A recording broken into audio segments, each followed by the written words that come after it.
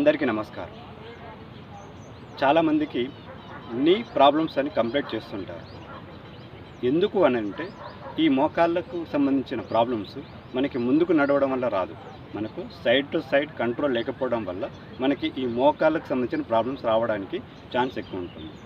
మరి ఈ నీ హెల్త్ కరెక్ట్గా ఉండాలి అంటే ఎటువంటి ఎక్సర్సైజ్ చేస్తే మనకు బాగుంటుంది అన్నది నేను ఈరోజు వీడియోలో మీకు వివరిస్తాను.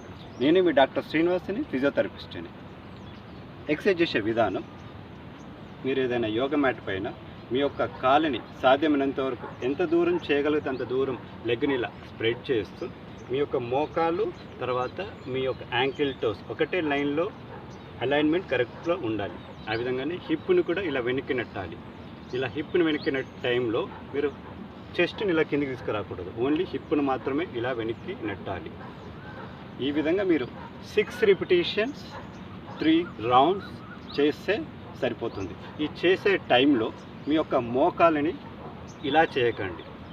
సాధ్యమైనంత వరకు ఈ మోకాలు అన్నది ఇలా స్ట్రేట్గా టోస్ తర్వాత మోకాలు రెండు ఒకటే లైన్లో ఉండాలి. ఈ విధంగా చేసినట్లయితే మీకు సైడ్ టు సైడ్ కంట్రోల్ వచ్చేసి, మరి ముఖ్యంగా మెట్లు ఎక్కేటప్పుడు దిగేటప్పుడు మనకు ఈ కంట్రోల్ అన్నది మనకు ఉంటుందన్నమాట. సో దీనివల్ల మనకు మోకాలు ఇంజురీస్ రాకుండా లేకుంటే ఫ్రాక్చర్ నుండి మనం కాపాడుకోవచ్చు.